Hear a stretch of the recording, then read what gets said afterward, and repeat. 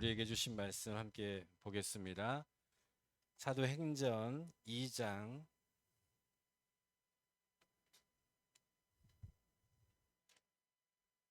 38절로 47절에 있는 하나님 말씀입니다.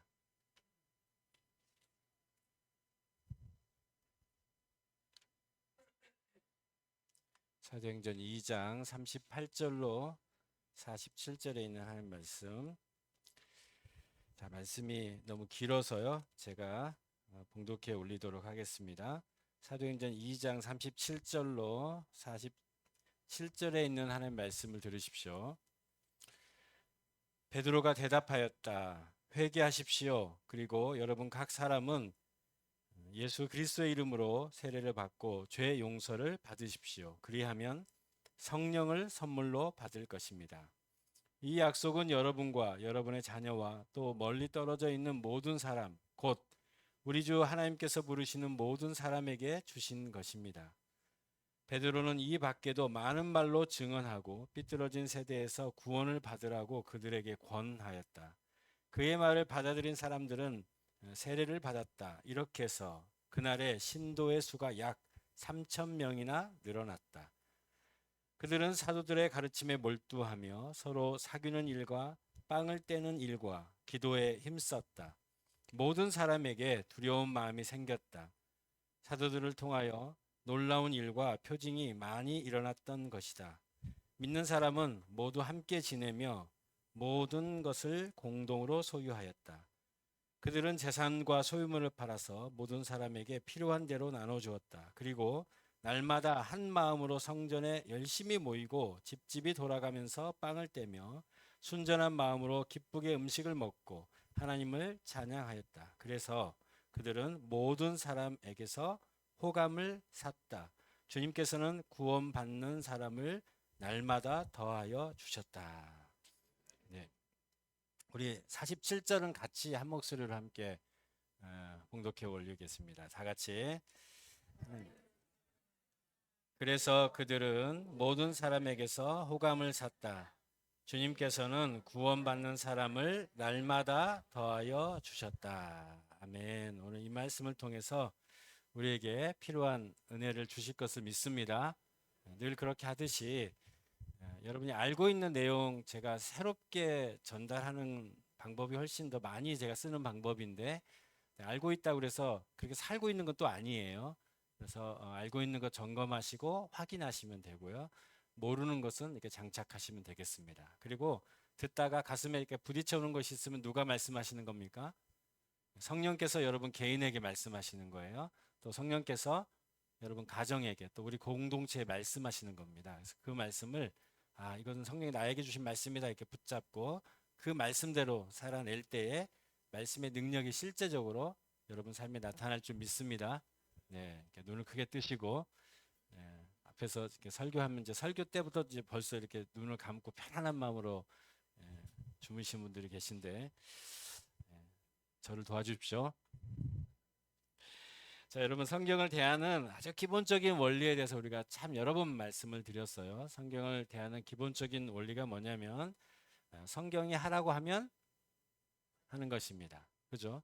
성경이 하지 말라고 하면 안 하는 것이죠. 성경이 가라고 하면요? 네. 가지 말라고 하면 맞습니까? 여러분 개인적으로 기도하실 때 하나님이 여러분 앞에 딱 나타나셔 가지고 어떤 말씀을 여러분에게 하실 수 있습니다. 네, 그 말씀은 어떤 말씀 하실까요? 기도하는데 하얀 세마포 옷을 입고 여러분 앞에 나타나셨어. 김 집사야, 이 권사야. 그러면서 이렇게 말씀하실 때 어떤 말씀을 하실까요? 내 마음이 기쁘다. 예. 그 이야기 어디 있죠? 내 마음이 기쁘다 그 이야기가 어디 있죠? 성경에 있습니다. 예, 내가 너를 사랑한다. 넌 나의 기쁨이다. 내가 너 때문에 기쁨을 너무 기뻐가지고 이 기쁨을 이기지 못한다. 스바냐에서 있는 말씀을 하실 겁니다. 맞죠? 또 어떤 말씀 하실까요? 사랑한다. 예, 사랑한다. 사랑한다는 얘기는 성경 어딜 펴도 사랑한다는 얘기가 나오죠. 그죠? 그러니까 여러분이 어떤 하나님의 음성을 들으려고 너에게 말씀해 주십시오 이렇게 하지 마시고 성경을 읽으세요. 성경에 하나님의 말씀이 쓰여 있습니다. 그래서 우리가 하나님께서 말씀하신 성경이기 때문에 우리한테 하라고 하면 우리는 순종하는 겁니다. 하지 말라고 하면 안 하고요. 아멘. 가라 그러면 우리는 가는 겁니다. 가지 말라고 하면 안 가고 그 자리에서 멈춰 서는 겁니다. 이게 성경을 대하는 아주 기본적인 원리예요. 자, 우리가 요즘에 이제 교회 이야기를 하고 있습니다. 여러분 아세요? 교회 이야기 하고 있어요. 왜냐하면 우리가 교회를 이제 시작하고 있는 거니까 교회가 뭔지 특별히 건강한 교회에 대한 이야기를 하고 있습니다. 건강한 교회. 그래서 건강한 교회를 왜 이야기하고 있냐면 우리 주변에 보면 건강하지 못한 교회가 훨씬 많기 때문에 그렇습니다. 맞나요? 네, 제가 본 이상한 교회가 참 많더라고요. 그런데 가만히 보면 그 사람들도요, 그 목사님 중심으로 모인 사람들도 처음에는 참 괜찮은 교회, 그야말로 건강한 교회를 생각했을 겁니다. 그래서 그런 교회를 만들어 보려고 했었을 거예요. 그런데 시간이 지나다 보니까 어떤 교회가 막 부흥해요. 그러니까 저 교회는 어떻게 부흥하는 거지? 저 프로그램 저 가져오면 우리도 부흥하겠다. 그래서 프로그램 가져오고 어떤 교회 목사님이 설교를 너무 잘해요. 그럼 목사님들조차도 저분은 어떻게 저렇게 설교를 잘하지? 그리고 그 설교 뺏겨 와서 설교하고 그렇게 합니다. 그러다 보니까 처음에 그 의도와 다르게 다른 교회가 돼버린 게 아닌가. 실제 이 이야기에 좋은 여러분이 공감할 만한 예화를 하나 제가 알려드리겠습니다. 어떤 주인이 말 발굽을 만드는데요. 이제 말이 많았나 보죠. 그래서 말 발굽을 만들려고 이렇게 말 발굽을 하나 딱 들고서 대장장이 가서 그걸 건넸습니다. 건네고 이 말발굽 그걸 편자라고 해요. 말발굽 100개를 만들어 주세요. 그리고 이제 이거를 대장장이에 줬습니다. 대장장이 열심히 이제 100개를 만들었겠죠. 뚝딱뚝딱 해서 100개를 만들어 가지고 이제 그 주인에게 이제 가져온 겁니다. 그랬더니 그 주인이 보니까 놀란 거예요. 왜 놀라냐면 100개가 다 다른 겁니다. 그래서 이거 아니 당신 말발굽 내가 만들라고 만든 원한 대로 만들라고 하지 않았냐? 왜 이렇게 달라졌냐? 그랬더니 제가 잘 만들었습니다. 똑같이 만들었다는 거예요. 그런데 왜 100개가 다른가 했더니 가만히 보니까 주인이 줬던 그 처음 원본을 가지고 한 개를 만들었어요. 그 다음에 두 번째 만들 때는 처음 만든 걸 가지고 두 번째 만든 거예요. 세 번째 만들 때는 두 번째만 가지고 만든 거예요. 그러니까 앞에 바로 만든 걸 가지고 그 다음 거. 또 그 다음은 그 다음 바로 앞에 것을 가지고 계속 만들다 보니까 100개째는 몇 번째 거를 보고 만든 거예요? 99번째 만든 거를 보고 만든 거예요. 그러다 보니까 100번째 만든 말발굽과 첫 번째 만든 말발굽은 전혀 다른 말발굽이 돼버렸습니다. 아마 지금 많은 교회들이 이상한 교회 다른 교회가 된 것은 바로 처음 하나님께서 성경에 이런 교회 합시다라고 쓰여놓은 그 교회를 보고 교회를 했어야 되는데 그러지 못한 거예요. 그러다 보니까 교회가 건강하지 못한 교회, 이상한 교회, 성경에서 멀어진 교회가 돼버린 게 아닌가 그렇게 생각합니다. 그러면 우리는 어떻게 할까요? 우리 더 밝은 빛 교회는 어떻게 하면 좋겠습니까? 우리도 얼마든지 이상한 교회 될 수 있거든요. 그래서 우리는 그 처음 하나님께서 예수 그리스도 통해서 만든 그 처음 교회 모양을 한번 보려고 하는 것입니다. 그 교회가 오늘 읽은 성경 본문에 나오는 겁니다. 자, 이 2장에 있는 이야기니까 2장에 있는 이야기를 좀 이해하려면 잠깐 배경 설명을 좀 하겠습니다. 우리 예수님이 3년간 당신의 사역을 다 마치시고 이제 하늘로 올라가십니다. 하나님이 이 땅에 내려오셔서 우리와 함께 사셨거든요. 그리고 이제 하늘로 올라가니까 제자들 편에서는 이제 하나님 우리와 함께 계시지 않는 거예요. 너무 서운하겠죠. 그래서 예수님이 그 마음을 아시고 또 다른 하나님, 보혜사 하나님을 보내주겠다 이렇게 하신 거예요. 그 보혜사는 뭐냐면 이렇게 보호자 이렇게 생각하시면 되겠어요. 쉽습니다. 그렇게 생각하는 게 우리와 함께 계시는 하나님을 보내주겠다 이렇게 얘기하시는 거예요. 근데 그게 우리에게 굉장히 큰 유익이래요. 왜냐하면 예수님은 몸을 가지고 계셨거든요. 그러니까 시간과 공간의 제약을 받으세요. 더 밝은 빛 교회 예수님이 오시면 저쪽 교회는 예수님이 베델 교회는 예수님이 못 가시는 거예요. 그렇지 않겠습니까? 그죠? 저 이상한 얘기 하는 거 아니죠, 여러분? 그래서 이건 이제 예수님이 당신이 가는 게 유익하다. 또 다른 보혜사를 보내주겠다. 그 보혜사 누구냐면 성령 하나님이세요. 영으로 이 땅에 오시는 겁니다. 그래서 내가 이제 승천하고 나면 몇 날이 못 돼서 내가 보혜사를 보내줄 테니까 기다려라 그랬습니다. 그래서 제자들이 그 예수님의 말씀에 이제 기대를 가지고 어떤 한 다락방에 모인 거예요. 성경에 보니까 120명쯤 모였다고 그랬어요. 예수님이 제자들을 한 120명 정도 만드셨나 봐요. 그래서 120명의 제자들이 다락방에 모여가지고 또 다른 보혜사, 예수님께서 보내주시겠다고 하는 그 보혜사 성령을 기다리는 겁니다. 그래서 성령이 오시기를 막 기도하는데 정말 불과 같이 바람과 같이 성령이 각 사람에게 그냥 임한 거예요. 뜨겁게 임한 겁니다. 사람들이 놀랍게 다 변화되는 거예요. 막 가슴이 뜨거워졌겠죠. 성경 보니까 불과 같이 임했다 그랬거든요. 그러니까 성령이 임하면 가슴이 뜨거워지는 겁니다. 그죠? 여러분 저도 이런 뜨거운 경험이 있습니다. 제가 순복음 출신인데 순복음에서 기도를 엄청 많이 했거든요. 그리고 참 뜨거운 마음으로 신학교를 갔어요. 신학교를 갔는데 성찬을 하는데 말이죠. 성찬을 착 이렇게 잔을 들켰는데 가슴이 확 뜨거워지는 거예요. 나중에 보니까 그게 포도주였더라고요.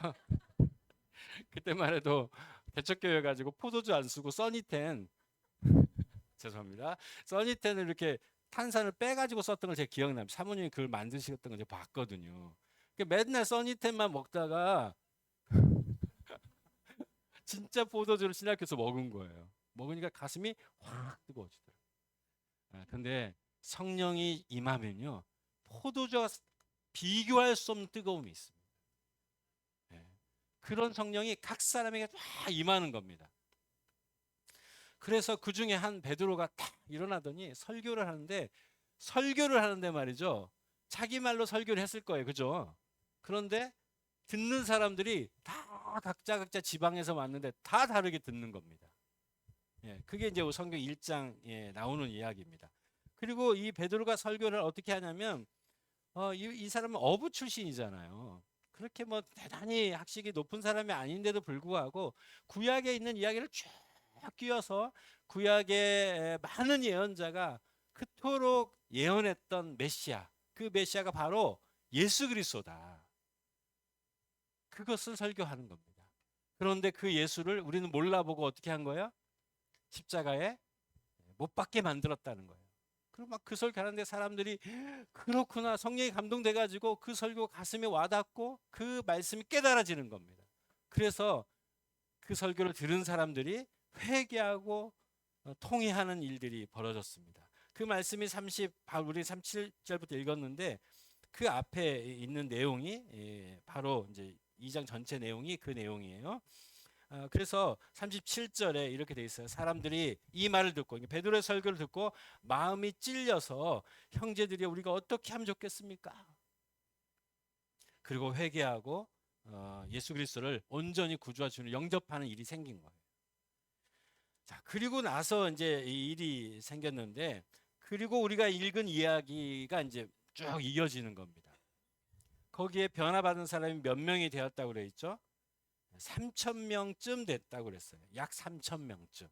3,000명이 회개하는데 그 사람들이 한 일을 오늘 우리가 읽었던 이야기에 기록하고 있는 것이죠. 다시 한번 그 말씀을 한번 여러분 눈으로 한번 보겠습니다. 41절부터 한번 볼게요. 41절부터 보니까 예수 그리스도를 믿고 구주와 주인으로 믿고 세례 받은 사람들이 3,000명쯤 되었어요. 그 사람들이 무슨 일 했어요? 42절에 그들은 사도들의 가르침에 몰두했어요. 또 서로 사귀는 일을 했어요. 또 빵을 떼고 기도에 힘썼습니다. 그리고 그 모습을 어떤 사람들은 굉장히 두렵게 봤어요. 많은 표징이 일어났습니다. 44절에는 또 어떤 일이 벌어졌습니까? 그들이 모두 함께 지내고요. 그 다음에 물건을 공동으로 소유하기도 했습니다. 자, 45절에는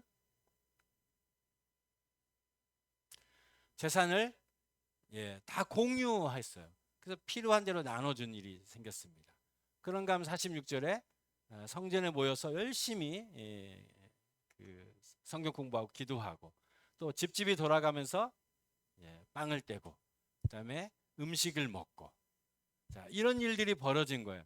그래서 우리 더 밝은 빛 교회는 그 성경에 있는 원형교회 그 첫 번째 편자 그 모습을 우리가 따라서 한번 해보자는 겁니다. 어떤 잘 되는 부흥하는 성장하는 어떤 교회 말고 교회 여기 성경에 있는 교회 그 모습을 좀 해보자는 겁니다.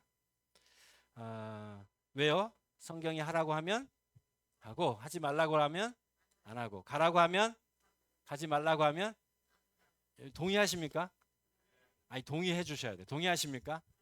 네, 그 이야기를 우리가 동의하기 때문에 여기 성경에 있는 모습을 한번 보겠습니다. 우선 첫 번째 보니까 이분들 성전에 모였더라고요. 성전에. 자, 한번 같이 한번 해보겠습니다. 성전에 모입니다. 46절에 그 이야기가 있어요. 날마다 한 마음으로 성전에 열심히 모였다. 모이기를 열심히 했다는 겁니다. 그렇죠? 그래서 다른 곳에서는 말세에 갈수록 사람들이 모이는 것을 패한대요. 모이면 부담스러운 거예요. 그래서 그런데 처음 원형은 모이기를 힘썼습니다. 모여서 뭘 했냐? 모이면 뭐 하는 거예요? 라면 끓여 먹는 거예요? 예. 모이면 뭐 하냐면 자, 따라서 해보겠습니다. 말기찬, 말기찬, 뭘까요? 아우 잘하시네요. 네, 말기찬. 예, 참 누가 만드는지 잘 만들었어요, 그죠? 말기찬. 이건 제가 만든 거 아닙니다. 말씀과 기도와 찬양을 한 겁니다. 첫 번째 보니까 42절에 보니까 말씀에 몰두했다고 그랬어요. 그죠? 말씀을 공부하는 겁니다. 여러분 아시겠지만 성경이 쉽게 되어 있는데 그죠? 이게 저자가 40명쯤 되니까 앞에 저자 뒤에 저자가 이렇게 다르게 표현하는 얘기가 참 많거든요. 그래서 공부해야 돼요. 야, 우리는 공부합니까 안 합니까?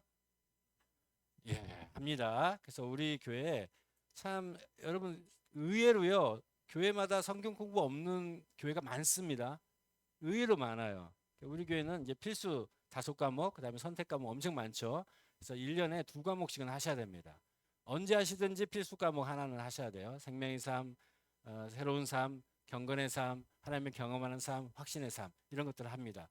그다음에 이걸 했으면 하반기에 이거 했으면 상반기에 선택 과목 하는 겁니다. 부부의 삶, 커플의 삶, 교사의 삶, 기도의 삶, 중보기도의 삶, 뭐 상품 많습니다.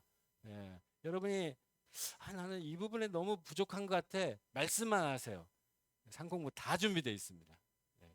어떤 거는 그룹으로, 어떤 거는 대그룹으로, 어떤 거는 1대1로 다 준비되어 있습니다. 그래서 우리도 그렇게 하자는 겁니다. 아시겠죠? 상공부가 열리면 어떻게 해 우리? 열심히 공부하는 겁니다. 아니 그 원형교회 그렇게 했으니까 우리도 해보는 거예요. 그 다음에 기도. 기도에 힘썼어요. 역시 42절 말씀에 기도에 힘썼습니다. 우리도 기도하는 겁니다. 저희 교회 새벽기도 이렇게 설교하지 않습니다. 여러분 기도니까 기도할 수 있도록 새벽기도 제가 5시 30분, 25분부터 제가 문을 열어요. 제가 활짝 열어놓습니다. 누구든지 오시라고. 그래서 최소 2시간은 제가 여기 있습니다. 최소 2시간. 그러니까 여러분이 딱 일어났는데 5시에 눈을 뜬 거예요. 그럴 때 가끔 있지 않습니까? 그죠? 왜 잠을 깼지? 왜 깼을까요? 하나님 기도하라고 여러분을 깨우신 거예요. 그러면 아이고 새벽기도 시간 지났네? 절대 안 지납니다. 알겠죠? 그래서 7시 반까지는 제가 있기 때문에 여러분이 언제든지 오셔서 잠깐이라도 기도하고 가세요. 오시는 시간이 20분 걸려요. 그거 다 기도 시간으로 하나님이 쳐주십니다. 저는 그렇게 믿어요. 그렇잖아요, 그죠? 그래서 기도하고 가시고 또 우리 교회 정말 이렇게 아름다운 예배당 하나님께 허락하신 거는 기도의 힘이라고 믿고 특별히 중보기도의 힘이라고 믿습니다. 우리에게 중보기도 팀이 있습니다. 6, 7분 모이시는데 더 많이 모이셨으면 좋겠어요. 수요일 날 수요기도가 있는데 현재는 수요기도 앞에 지금 우리 기도 정병단이 또 있잖아요. 주일 예배를 위해서 기도하는 거 알고 계세요? 1시간씩 기도합니다. 중보기도 팀이 하는 거예요. 그리고 수요일 날을 이제 여러분이 하나 그 중보기도 하기 너무 부담스러워 하실까봐 수요 예배 기도가 있어요. 그래서 직장인들은 퇴근하시고 오세요. 제가 설교를 짧게 하고 기도 시간을 좀 많이 가지려고 합니다. 수요 기도에 1시간 넘지 않도록 할 테니까 부담 갖지 마시고 다음날 출근 지장이 없도록 기도해야 됩니다. 여러분 기도할 일이 지금 있습니까? 없습니까? 기도 안 하실 거예요? 네, 기도하셔야 됩니다. 새벽 기도 오시고 수요 기도 오시고 중보 기도 참여하시고 그것도 저것도 안 된다. 그러면 여러분 우리 카톡방에 기도 카톡방이 있거든요. 거기에서 함께 기도하시면 좋겠습니다. 그리고 어떻게 했어요? 찬양했어요. 하나님을 찬양했습니다. 이 찬양은 노래를 포함해서 하나님을 높여드리는 모든 것은 찬양이 돼요. 감동이 있으니까, 기쁨이 있으니까, 은혜가 있으니까 하나님을 높여드리는 일이 있는 거예요. 그래서 초대교회는 성전에 모여서 말기찬을 했다는 거예요. 그런데 오늘 우리가 더 눈여겨볼 것이 하나 있는데 그게 뭐냐면 집집에서 모였다는 것입니다. 집집에서. 네, 여기 집집이란 말이 그야말로 집이에요. 집에서 모인 겁니다. 성전에서 모이기도 했지만 아까 몇 명이 구원받았다고 그랬죠? 3천 명이 구원받았다고 그랬으니까 한꺼번에 모일 수 있을까 없을까요? 쉽지 않았겠죠. 그래서 어떻게 했냐면 집집이 돌아가면서 모이는 겁니다. 집집이. 여기에서 이 집집이란 말이 성경의 오이코스란 말인데 가정을 뜻합니다.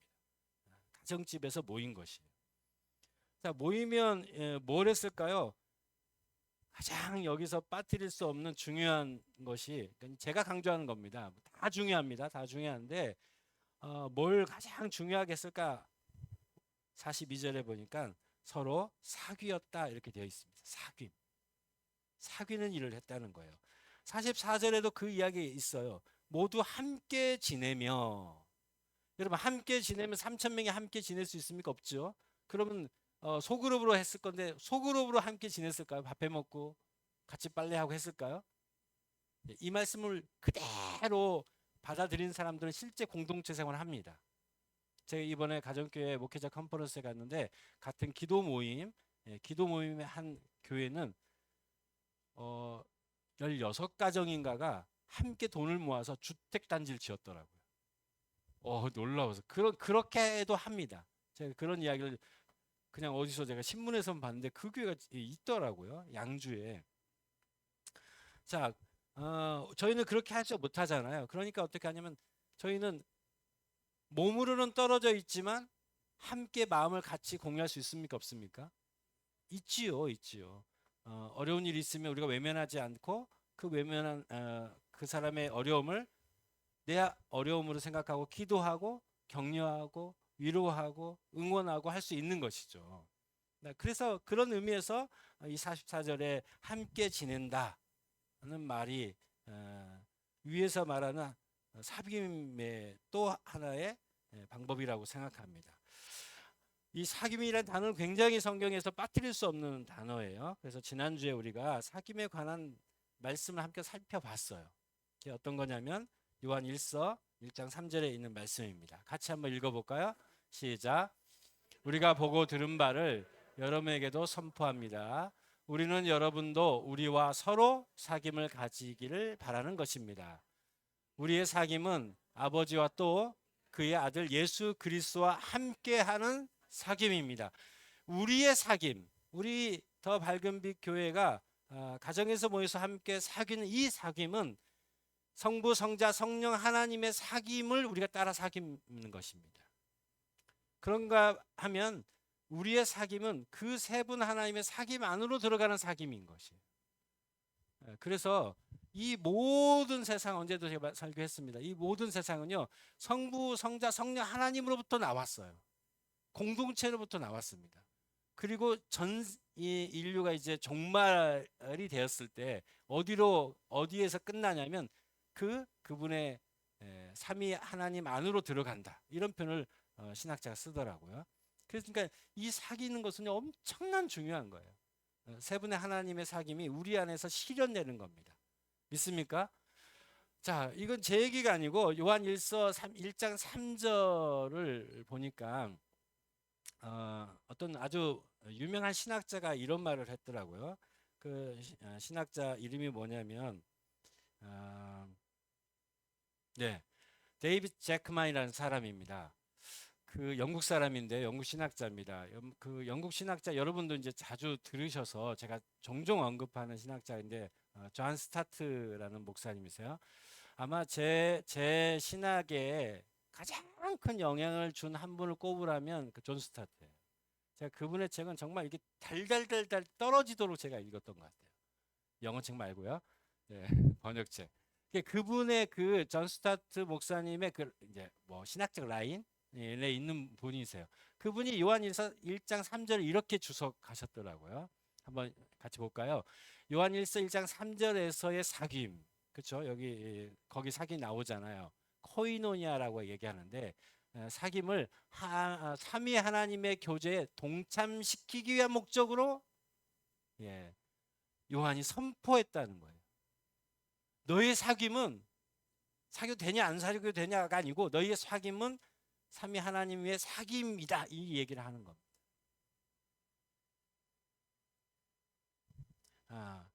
그래서 요한일서 4장 11절 12절에는 그 말씀을 더 확대해서 이렇게 표현하죠. 같이 한번 읽어보겠습니다. 사랑하는 여러분, 하나님께서 이렇게까지 우리를 사랑하셨으니 우리도 서로 사랑해야 합니다. 지금까지 하나님을 본 사람은 없습니다. 그러나 우리가 서로 사랑하면 하나님이 우리 가운데 계시고 또 하나님의 사랑이 우리 가운데서 완성된 것입니다. 네, 우리의 사귐은 사랑을 궁극적으로 하고 그 다음에 서로를 배려하고 이해하고 돌보고 기다려주고, 그죠?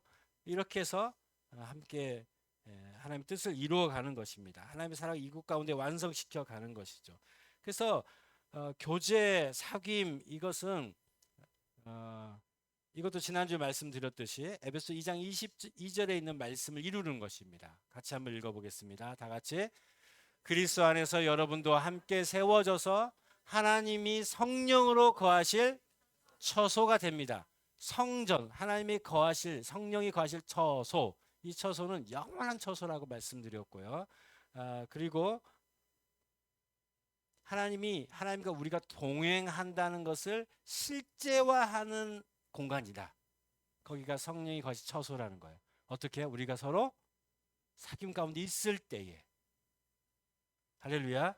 그러면 하나님의 성령이 이 가운데 역사하시고 성령의 능력이 우리가 나타날 것을 믿습니다. 자, 그래서 집집이 돌아가면서 함께 사귀는 거예요. 그 다음에 하는 일이 뭐냐면 빵을 떼는 일입니다. 자, 여기 42절에도 빵을 떼는 얘기 나오고요. 그 다음에 또 빵을 떼는 얘기가 46절에도 나와요. 근데 이 빵을 뗀다는 말은 무슨 말이냐면 음식을 먹는 건가? 그런데 또 음식 얘기는 따로 나오거든요, 성경에. 우리가 지금 읽은 성경에 보니까. 그러니까 이 빵을 떼는 것은 뭐냐면 예배를 의미합니다. 예배 중에 원형교회는 예배 중에 항상 빠뜨리지 않았던 중요한 의식 중에 하나가 뭐냐면 성찬입니다. 맞습니다. 성찬입니다. 왜냐하면 예수님이 성찬을 하시면서 빵을 떼주시고 이건 내 살이다. 포도주를 주시면서 이것은 내 피다.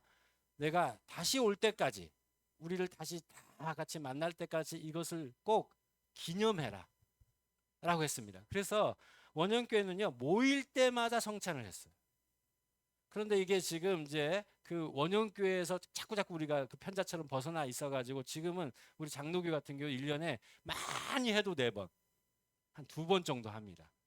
그죠? 여러분, 그렇죠? 자, 모일 때마다 하는 게 맞아요? 가끔 하는 게 맞아요? 할 수 있으면 모일 때마다. 왜냐하면 우리 모임은 누구 때문에 모이고 누구를 위해서 모이는 거예요. 예수 그리스도 피로 우리가 묶인 거예요. 그분의 죽으심, 그분의 살과 그분의 피를 다 내어주신 그분의 죽으심을 당연히 기억하고 기념하는 것은 우리 교회가 해야 될 일이죠. 그래서 모일 때마다 성찬하는 게 맞습니다. 저희가 이제 장로교잖아요. 개혁주의다 이런 얘기 쓰거든요. 개혁교회는요, 모일 때마다 성찬합니다. 그게 맞아요. 너무 번거롭잖아요, 그죠? 그럼에도 불구하고 성찬을 자주 하는 것은 성경적이다, 그렇게 생각이 듭니다. 그 다음에 진짜 중요한 것도 하나 그게 뭐냐면 46절에 기쁘게 음식을 먹는 거예요. 할렐루야. 여러분 먹는 일 엄청나게 중요합니다. 그렇죠? 먹어도 되고 안 먹어도 되는 게 아니에요. 먹는 건 어마어마하게 중요해요. 그래서 제가 이전 교회 우리 이전 예배당에서 여러분 참 잘 순종해 주셔가지고 너무 감사한데 제 생각이 먹는 건 잘 먹었으면 좋겠다 생각이 들었던 거예요. 그런데 너무 잘 먹어가지고 우리가 네, 반찬이 막 어떨 때 막 10가지가 돼가지고 앞에서부터 조금씩 퍼는데 막 한 그릇 퍼지고 그렇죠? 근데 음식 먹는 거는 성경에 있는 이야기입니다. 먹는 거 엄청 중요합니다. 예수님 먹는 거 좋아하셨을까요? 안 좋아하셨을까요? 여러분, 사탄이 여러분을 유혹할 때 말이에요. 어떤 부분을 유혹합니까? 보통은요. 그렇지, 그렇죠. 우리 약함을 가지고 사탄이 유혹하거든요. 넘어지도록. 근데 예수님이 사역을 막 시작할 때 광야에서 시험 받으셨어요. 3가지 시험 받았거든요. 그 중에 한 가지 시험이 뭐죠? 먹는 시험이에요. 기억나십니까? 왜 그랬을까? 이렇게 생각해 보면 예수님이 먹는 거를 좋아하셨습니다. 그래서 첫 번째 사역을 시작한 첫 번째 기적을 일으킨 곳이 어디입니까? 가나에 있는 혼인 잔치. 이거 아니에요? 가나에 있는 혼인 잔치입니다. 네, 그래서 제가 그 원본을 드린 거예요. 가나에 있는 혼인 잔치에 보니까 물로 포도주를 만드셨어요. 그죠? 이젠 띄우세요. 네. 자, 이건 뭐냐면 예수님이 돌아가시기 전날 밤에 6월절 만찬을 하셨어요. 여러분 지금 죽음을 앞두고 입맛이 있어요, 없어요? 그렇잖아, 그렇죠? 큰일이 앞두면 긴장도 되고 입맛이 없습니다. 근데 예수님은 마지막 만찬을 하셨어요. 그러면서 이때 제정하신 것이 성만찬이죠. 예. 예수님 먹는 걸 정말 좋아하셨습니다. 그래서 어떤 학자는 성경에서 먹는 얘기를 빼면 성경이 얇아질 거다 이렇게 얘기할 정도로. 예. 왜냐하면 창세기에서 먹는 걸로 타락하잖아요. 무엇으로 끝나죠? 요한계시록이 혼인 잔치로 끝납니다. 먹는 이야기, 먹는 이야기. 그래서 우리 교회가 먹는 걸 탐하는 것을 거룩한 일로 생각하기를 그랬으면 좋겠습니다. 누가 막 허브찌개 먹으면요, 아유 예수님 닮았네. 여러분 예수님이 그렇게 하셨어요. 자 보세요. 그 모습을 어떤 이 나름 경건하다고 생각하는 사람들이 예수님에 대해서 비난했습니다. 누가 비난한 줄 아세요? 바리새파 사람들이. 예. 그리고 성경을 잘 안다는 사람들이 이렇게 보면서 이렇게 시끄럽게 보면서 이야기하는 거예요. 그게 누가복음 7장 34절 이렇게 돼 있습니다. 인자 예수님이 와서 먹기도 하고 마시기도 하니 너희가 바리새파 사람들 유대인들이 말하기를 뭐라 그래요? 보아라 저 사람은 마구 먹어대는 자요 포도주를 마시는 자요 세리와 죄인의 친구다 한다. 마구 먹어댄대요. 그러니까 예수님이 앉아가지고 얘들아 우리 함께 맛있게 먹자 이렇게 하지 않으죠. 야 뭐야 먹어 이렇게 하신 거죠. 그러니까 먹을 때 막 튀고 막 묻히고 이렇게 먹으신 거예요. 그러니까 뭐라 그래? 마구 먹어대는 자요. 우리식으로 얘기하면 어떻게 표현할까요? 먹보요, 먹보. 제 얘기입니까? 성경에 있는 이야기입니다. 여러분 먹는 건 엄청나게 중요해요. 교회에서 먹는 거 엄청 중요하고 여러분 가정에서 먹는 거 중요하게 생각하십시오. 성경대로 사는 겁니다. 그래서 우리가 모이면 먹는 거예요. 가정교회에서 모이면 먹는 이유가 여기 있습니다. 먹어도 되고 안 먹어도 되는 문제가 아니에요. 그죠? 여러분 가족은 먹죠. 그죠? 손님은요. 차주고 맙니다. 조금 괜찮은 손님은 과일 몇 종 내놓은 거죠. 목장하면서 차주고 과일 몇 종 내놓으면은 가족이에요, 손님이에요? 대답을 못 하시네요. 손님이에요, 손님. 가족은 먹게 돼 있습니다. 자, 그랬더니 많은 사람들이 그 모습을 보고 호감을 산 거예요. 호감이 된 거예요. 생각해 보세요. 교회 공동체 안에는요. 여러분 그 당시 때는 다양한 사람들이 모였습니다. 예수 믿는 사람들이 어떤 고급 이렇게 학식 있는 사람들이 믿은 게 아니에요. 많은 사람들이 그 안에 있었습니다. 그런데 이스라엘 백성들 안에는 이게 계급이 나눠져 있는 거예요. 저 위에 보니까 제사장 그룹이 있는 겁니다. 제사장 그룹. 사두개파 사람들은요, 그 사람 안에서 제사장 그룹이 나왔어요. 대제사장, 이 사두개파 사람들이 나왔습니다. 그 다음에 그 중간에 종교인들이 있는 겁니다. 그리고 평민들이 있는 거죠. 그 다음에 노예들이 있는 겁니다. 교회 공동체에 다양한 사람들이 모여 있는 겁니다. 그런데요, 누가 누구랄 것도 없이 그 안에 모이면 다들 서로를 존중하고 서로를 배려하고 사랑하는 겁니다. 내가 가진 자라고 그래서 어깨 피고 가진 자로 목에 힘주는 일이 원형교회 안에는 없었어요.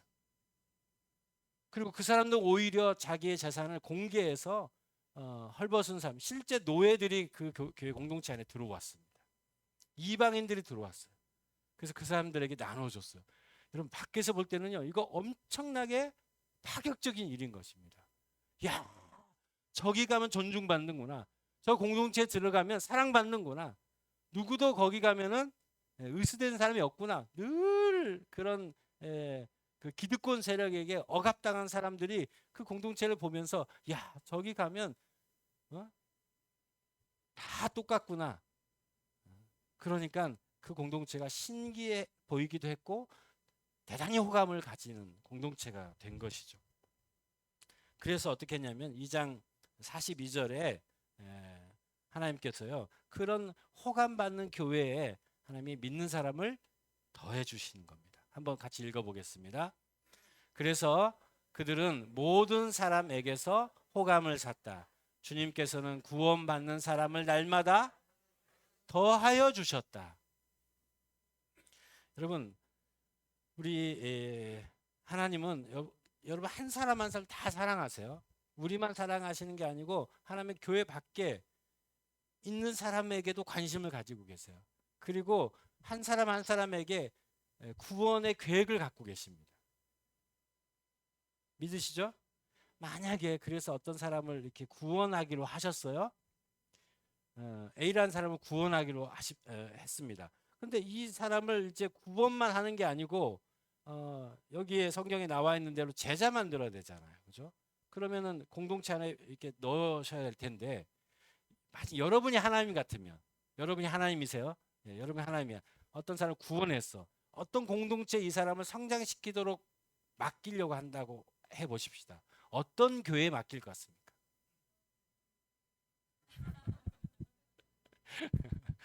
그렇죠. 여러분, 어떤 교회에 맡기겠어요?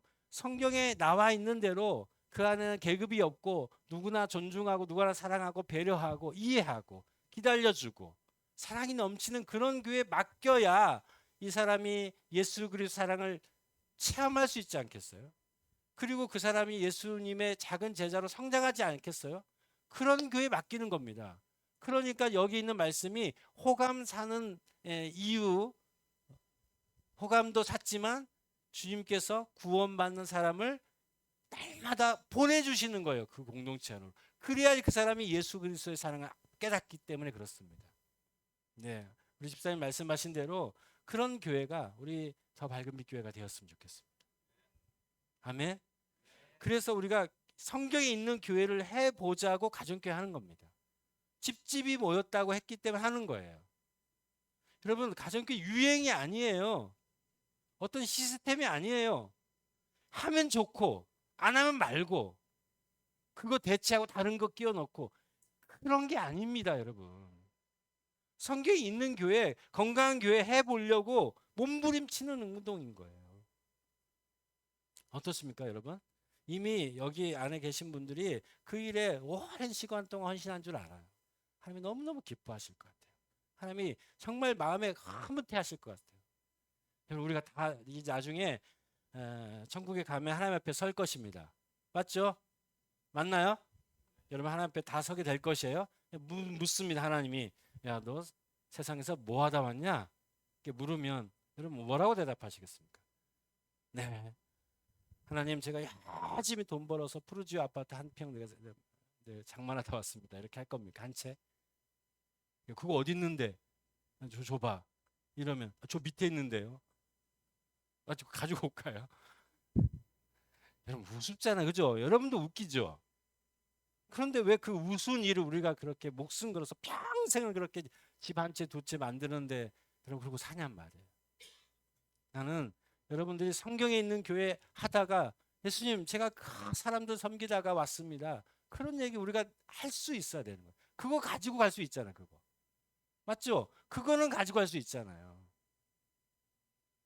하나님 내가 잘은 모르지만 성경에 있는 교회가 그런 교회라서 우리 더욱 밝은 빛 교회가 그런 교회 하려고 몸부림치다 왔습니다. 그 하나님이 너무 애썼다. 잘했다. 수고했다. 내 잔치에 참여해라. 이렇게 하지 않으시겠어요? 전 여러분들이 그래서 그런 여러분의 인생에 그런 성공을 얻기를 바라는 것입니다. 네, 천국 가서 하나님 앞에 칭찬받는 단 한 사람도 야단맞지 않는 그런 삶을 우리 모두가 살아갈 수 있기를 주의 이름으로 축복합니다. 그래서요 우리가 그동안 했던 얘기를 잠깐 정리하면 예수님의 지상 명령 한 가지가 뭐였죠? 그렇습니다. 영혼군에서 제자 만드는 겁니다. 그런데 제자라는 이야기가 사도행전부터 있다 없다? 없다. 예. 근데 제자라는 말 대신에 뭐가 나온다고 그랬죠? 괜찮아요. 제가 다시 하면 돼요. 예. 성령의 인도받는 삶. 그죠? 제자라는 말과 성령 인도받는 삶은 같은 말이란 말이에요. 그렇죠? 그 성령의 인도받는 성령께서 이끄시는데 우리는 어떻게 합니까? 순종하고 따라가는 거죠. 근데 성령이 진리의 영이시네요. 그래서 성경에 있는 이야기를 자꾸 우리한테 이야기하시는 거예요. 성령이 인도하시는 것은 성경에 나와 있는 대로 우리 교회가 이렇게 해보는 거예요. 거기에 우리는 순종하는 겁니다. 가라고 하면 하라고 하면 하지 말라고 하면 네. 멈추라고 하면 예, 성경대로 해보는 겁니다. 그러면 하나님께서 놀라운 은혜를 우리 가운데 허락하여 주실 줄 믿습니다. 아멘.